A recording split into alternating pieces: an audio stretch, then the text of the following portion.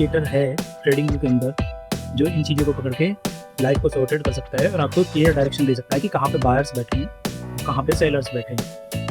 जैसे इस केस में ये ब्लू लाइंस जो शो करता है मीन्स इधर बायर्स एक्टिव हैं और जो रेड लाइन होती है इधर सेलर्स एक्टिव हैं। तो आपको एक क्लियर डायरेक्शन मिलती है कि कहाँ कहाँ बायर्स ने डिस्ट्रीब्यूट किया हुआ है अपने होल्डिंग्स। तो आप फ्री में ये कह सकते हैं कि ट्रेडिंग प्लेटफॉर्म में फ्री में सिर्फ 2 ही इंडिकेटर लगाने देता है, तो इसमें आप इन 2 इंडिकेटर्स का यूज़ कर सकते हैं। बट जिसके पास थोड़ा बहुत प्रीमियम प्लान है वो उसके अलावा एक एक्स्ट्रा इंडिकेटर भी लगा सकता है जिससे उसको डायरेक्शंस और क्लियर हो जाए।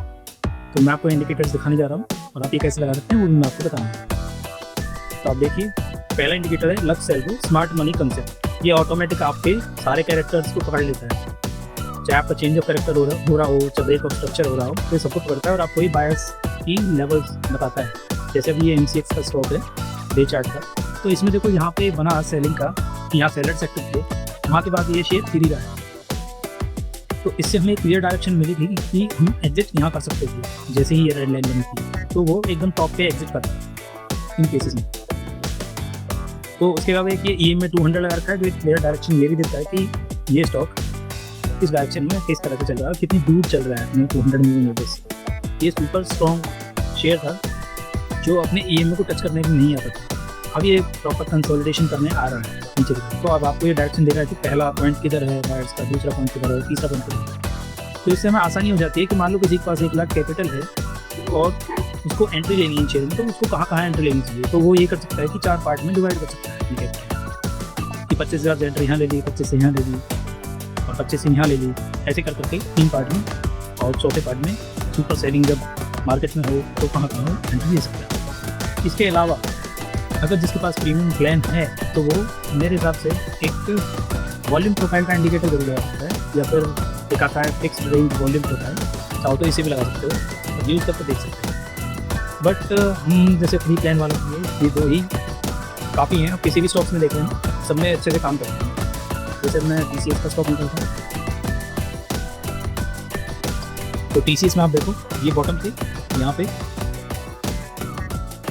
मैं इसको थोड़ा सा बड़ा कर देता हूँ, सारा देखो कि सेलर्स कहाँ कहाँ से एक्टिव थे। तो ये शेयर जो है आपका स्ट्रॉन्ग डाउन ट्रेंड में था। 200 मूविंग एवरेज के बाद ये इतना गिरा कि गिरते गिरते 21 से 23 रुपये आए और अब यहाँ ये एक लाइन बन रही है।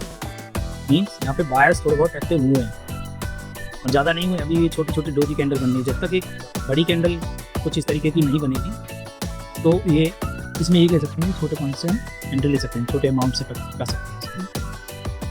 इसके अलावा हम चाहे और भी कोई देखते हैं, चलो BSE लिमिटेड देखते हैं, सबका फेवरेट स्टॉक। तो BSE लिमिटेड में अभी आप देख सकते हैं जब ये टॉप बना तो वहीं पे ये जब लाइन बनी उसके बाद एग्जिट किया जा सकता था। और वैसे भी जब ये पूरी लास्ट ग्रीन कैंडल ढक गई तो ये भी एक साइन था कि ये शेयर में एग्जिट कर देना चाहिए अगर किसी ने यहाँ से एंट्री ली थी। जैसे पहले ब्लू लाइन बनी थी, तो ये भी एक ऐसे स्टॉक्स में से जो 200 मूविंग एवरेज को कम ही टच करते हैं, तो वो शेयर सुपर स्ट्रॉन्ग होते हैं, मल्टीबैगर होते हैं। ये भी एक अंदाज़ा लगाने का तरीका है। तो अब देखते हैं इसके अलावा हम और कौन सा स्टॉक्स देख सकते हैं। हिंदुस्तानी यूनिलीवर देखते हैं। तो आप ऐसे टेस्टिंग कर सकते हैं और अपने आप को मतलब एडजस्ट कर सकते हैं लाइन्स के हिसाब से कि मेरे को कहाँ एडजस्ट करना है। तो आपको एक क्लियर पॉइंट ऑफ व्यू मिलेगा और इससे आपको आसानी होगी अपने स्टॉक सिलेक्शन क्राइटेरिया में जो भी आप डेली स्टॉक देखते हैं। तो आज के लिए इतना ही। थैंक यू दोस्तों।